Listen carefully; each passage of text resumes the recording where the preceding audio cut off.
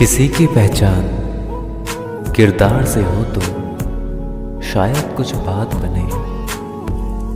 यूं तो नाम के मतलब सभी के अच्छे होते हैं।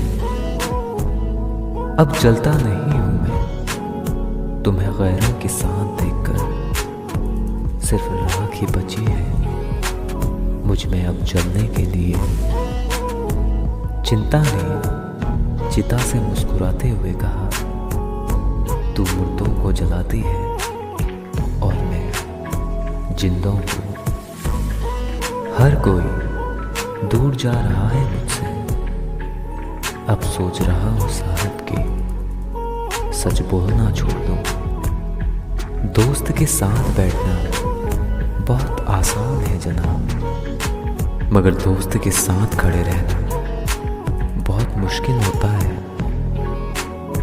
इल्म व अदब के सारे खजाने गुजर गए, क्या खूब थे वो लोग जो पुराने गुजर गए। बाकी है ज़मीं पे फ़कत आदमी की भी, इंसान मरे हुए तो साहब ज़माने गुजर गए। उसे पाकर खोया तो समझ आया कि उसे ना पाया होता तो दुख कम